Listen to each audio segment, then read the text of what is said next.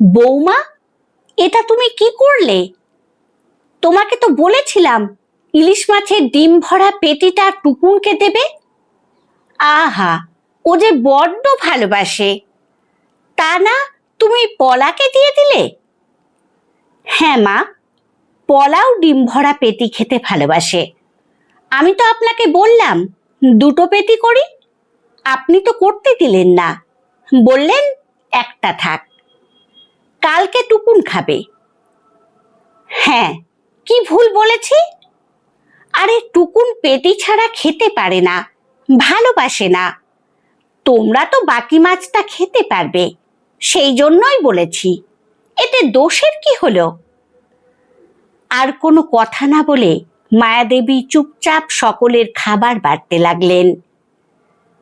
কৌশিকবাবু, মায়াদেবী, তাদের দুই সন্তান টুকুন, পলা এবং ওদের ঠাকুমা নিভাদেবীকে নিয়ে সংসার। নিভাদেবীর নাতি টুকুনকে একটু বেশি ভালোবাসেন, তাই বলে পলাকে ভালোবাসেন না তা নয়, কিন্তু বড় হিসেবে, বংশের প্রথম নাতি হিসেবে ওকেই প্রাধান্য দেন বেশি। ভালো খাবার, ভালো মাছ, ভালো মিষ্টি, তিনি সব সময় চান তার নাতি ভালোটা এবং বেশিটা পাক। এতে মায়াদেবী অসন্তুষ্ট হলেও মুখের ওপর শাশুড়িকে তেমনভাবে কিছু বলতে পারেন না। মনে মনে ভাবেন, ছেলে মেয়ের মধ্যে এমনভাবে দূরত্ব সৃষ্টি হওয়া উচিত নয়। ছেলেটা কি শিখবে বড় হয়ে? ছোট থেকে এমন বৈষম্য দেখলে ও তো এমন আচরণই করবে মেয়েদের সঙ্গে। আড়ালে ছেলেকে অনেক কিছুই বোঝান তিনি, যাতে ছেলে মানুষ হয়, মেয়েদেরকে অসম্মান না করে, তাদেরকে ছোট না ভাবে। আবার নিভাদেবীর ডাকে সম্বিত ফেরে মায়াদেবীর। কি হলো বৌমা, আজকে ছেলেটাকে কি মাছ খেতে দেবে না? কি বললাম তোমায়, বাটিটা পাল্টে দাও। 10 বছরের পলা মাকে বলে, মা তুমি দাদা ভাইকে মাছটা দিয়ে দাও, আমি খাবো না, আমাকে ওই মাছটা দাও বলে একটা মাছের টুকরো আঙুল দিয়ে দেখায় পলা। ঠাকুরমা নিভাদেবী বলেন, এই তো আমার পলা কত বুদ্ধিমতী হয়েছে, শ্বশুর বাড়িতে গিয়ে ঠিক এমন করবি দিদি ভাই, সবাই তবে ভালোবাসবে। মেয়েদের বড় জিনিস, ভালো জিনিস খেতে নেই, সেটা স্বামী, দাদা, বাবা, শ্বশুর মশাই, তাদেরকেই দিতে হয়। মায়াদেবীর হঠাৎ রাগ হয়ে যায় এই কথা শুনে। উনি বলেন, মা এসব শেখাবেন না ওদের, এখনকার যুগ পাল্টেছে, মেয়েদেরকে এখন সমাজে মানুষ বলে গণ্য করা হয়, তাদেরও ভালো জিনিস খেতে ইচ্ছে করে। আমি যদি ছোট থেকে আমার মেয়েটাকে ভালো জিনিস খেতে না দিয়ে ওর বাবাকে আর দাদাকে দিয়ে দিই, শ্বশুর বাড়ি গিয়েও তো ও ভালো জিনিস খেতে পাবে না। তাহলে মেয়েটা কি সারা জীবন মেয়ে হওয়ার দায় স্বীকার করবে? না না, এটা আমি পারবো না।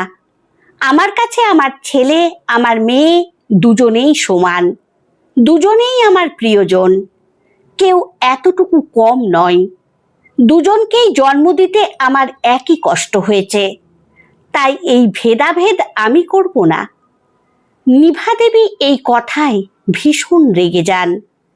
উনি কিছু বলার আগেই পলা নিজের মাছের বাটিটা তার দাদা ভাইয়ের দিকে এগিয়ে দেয়, বলে, দাদা ভাই তুই খা, তুই খেলেই আমাদের সবার খাওয়া হবে, তুই না খেলে ঠাম্মা খুব রাগ করবে। তখন টুকুন নিজের মাছের বাটিটা থেকে আধখানা মাছ পলার পাতে দেয়, আর পলার মাছটা থেকে নিজে আধখানা নেয়। তারপর নিভাদেবীকে বলে, ঠাম্মা এবার দেখো তো ঠিক আছে, তোমাদের দুজনের কথাই রইল, আমি আর আমার বনু এবার থেকে এইভাবেই খাবো, দুজনের খাবার আমরা দুজনেই সমান ভাগে ভাগ করে নেব, শুধু আজকে নয়, সারা জীবন। মাত্র 13 বছরের নাতির মুখে এই কথা শুনে তার ঠাম্মা বোঝেন তিনি ভুল করছিলেন। সত্যিই তো, এখন ছেলে মেয়ে সমান, তিনি কেন দুই দুই করবেন?